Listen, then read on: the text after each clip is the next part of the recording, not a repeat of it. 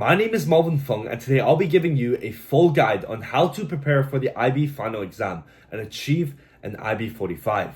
Let's go. The exam starts in May, so you want to start preparing right now in February. For some of you, you may still be working on IAs, but you need to start preparing right now. Because keep in mind, the IB is graded on the bell curve, making the IB player versus player. Your goal is to beat out the competition. So therefore, you want to start as early as possible to get as much of an advantage as possible. February will be your preparation and semi-study phase. Firstly, you want to ensure that you have all your notes prepared because you do not want to be wasting time in March and April doing research and making notes. So if you still have some unfinished content or notes, complete them right now. From now on in February, you need to plan out the entire month in detail, like what you need to have completed each day, such as an IA, notes, or content covered, because you cannot be wasting time. Secondly, if you have certain notes that you know will take a long time to memorize relative to the rest, you should start memorizing them right now in February. For me, that was my Econ Global Notes.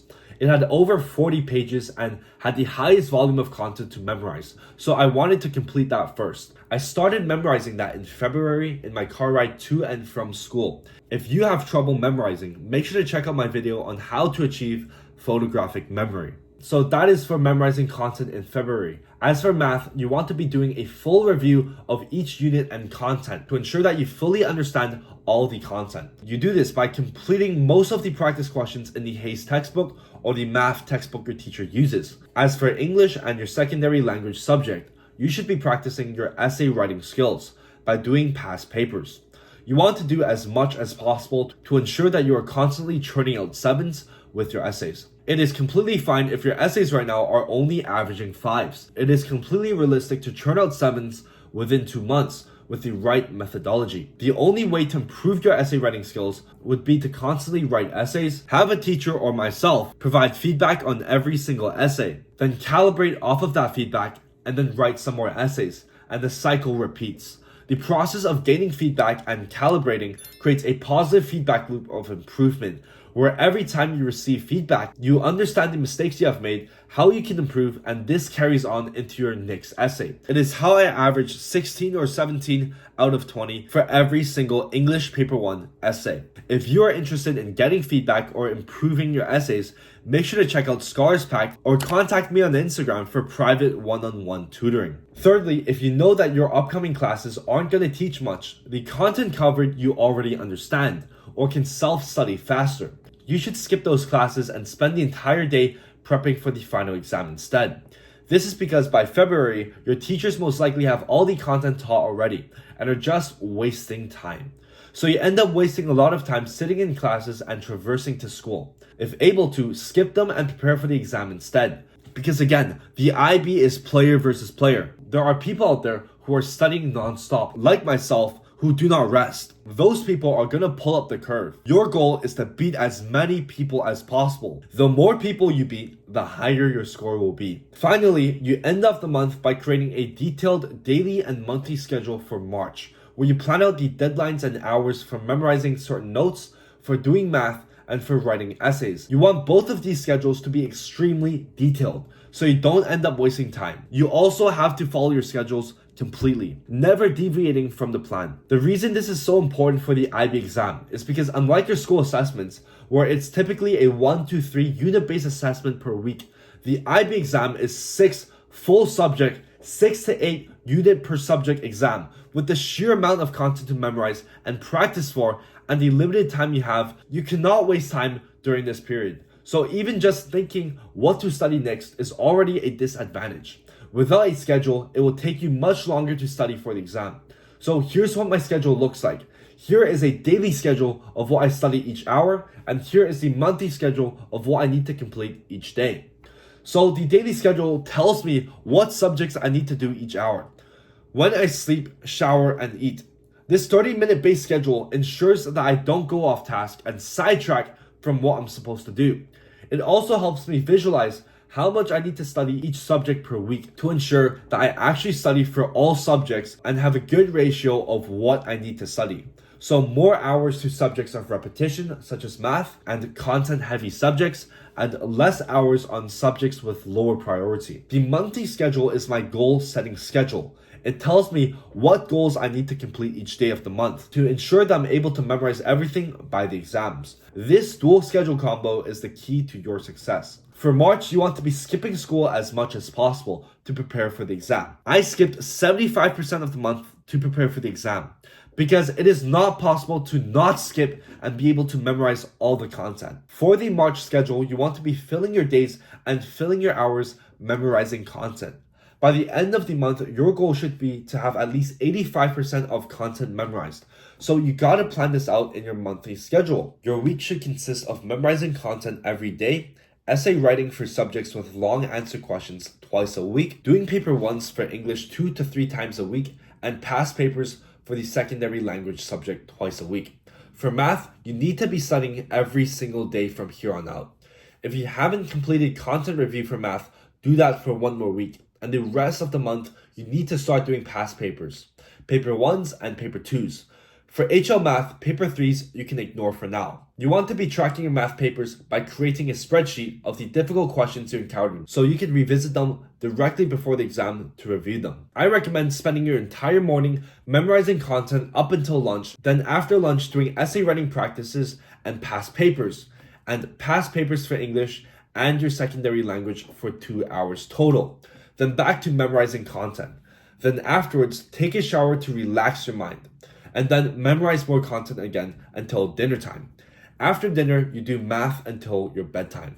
Then on Sundays, you recite all the content you memorized until that day. So if it's March, you recite content all the way back from February all the way to March. This was my optimized schedule for memorization and math. I specifically made it this way, keeping everything as consistent and constant as possible, so my brain gets used to each activity during set times. Memorization was chosen for the morning and afternoon as it required the least amount of mental effort, and math specifically at night as it was the most mentally draining task requiring critical thinking, leaving it for the last task of the day. It would definitely have hindered my memorization if I had done it in the morning. You do this for the entire March until 85% of your content has been completed, until you can naturally write 7 out of 7 essays, and until dozens of math past papers have been completed. The more math past papers you complete, the higher your chances of acquiring that 7.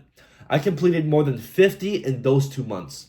During March and April, you shall not rest. Your competition are studying like their lives depend on it. The less rest you take, the higher your chances are of winning. I literally studied 13 hours straight every single day for 2 months straight. End of March, you not only want to create your monthly and daily schedule for April, but also create a monthly schedule for May, in which you just highlight the days with your exams, so you can visualize which days of May have exams. In April, you want to completely memorize all your content, but the main focus here is past papers for every subject. So let's say you spend the first week completely memorizing all the content. Second week onwards, you spend your mornings reciting content. Then in the afternoon, you do past papers. And then at night, past papers for math. Your focus for April would be to do as many past papers as possible. The reason I want you to do as many past papers as possible is because it is the best way to familiarize yourself with the structure, timing, and question types, allowing yourself to naturalize the skills required for the exam. In fact, it also increases your chances of seeing the same or similar questions on the exam, optimizing your chances of achieving IB 45. Now, for those of you who are doing Math HL, as for the paper 3, in April, you'll only need to do maybe 2 or 3 paper 3s, as paper 3 is just pattern recognition, as every single paper 3 is completely different. There's no way to specifically train for the paper 3. By training for the paper 1 and paper 2, you naturally have already trained for the content that will be tested on the paper 3. So all you need to do in April is simply do 2 to 3 paper 3 past papers, and that's enough. It is a waste of time to practice a lot of paper 3s as every single one will be different. So if you are grinding paper 3 practices, it is basically pointless. Just practice for paper 1s and paper 2s. As for the English paper 2, you prepare for it near the end of April. Now, a lot of your teachers may be teaching you how to prepare for the paper 2 in a misleading way, in which they tell you to do a lot of past papers or to read, annotate, and review the 2 books as much as possible. No, that is a waste of time. You do not want to be wasting your time reading books for English, okay? There is a specific method I teach my students how to specifically train and prepare for the paper 2. So if you are interested in getting 7s, if you're interested in scoring high for the paper 2, make sure to check out Scholars Pack or contact me on Instagram for a private one-on-one tutoring, in which I will guide you and mentor you how to actually prepare for the paper 2 and studying for it in the least amount of time, because you do not want to be sacrificing all that time just for one paper, just for one subject. Near the end of April, you want to be filling in your May calendar. That is how you'll be reviewing before each exam and how you will wisely use each day of the break. Because for some of you, there will be days in between your exams. These are the most important days in which you can easily forget all the content you memorized from the past 3 months. You want to be reviewing content, reciting content, and reviewing past papers. Also, very important that after each exam, you want to be reviewing right away for your next exam. So if Monday you finish your exam and Tuesday you have another exam, you want to be reviewing for Tuesday on Monday and not resting instead. Do not make excuses, because this is the most important month of the IB. Before your math exam, make sure to also review the spreadsheet of questions that you found difficult when you were practicing with past papers. Anyways, guys, that is the end of today's video. I wish you guys all the best of luck for this IB journey. It's going to be really tough, really grueling, really arduous, but it's going to be worth it. It's going to be really fun and really rewarding in the end. Good luck. You've only got 3 months. Get started. If you guys enjoyed this video so far, if you guys gotten good value so far, make sure you guys like this video, subscribe, and turn on notifications, because I'll be uploading specific guides for my IB subjects: computer science, math, economics, geography, and English. Make sure you guys stay tuned, and I'll see you guys in the next video. Peace.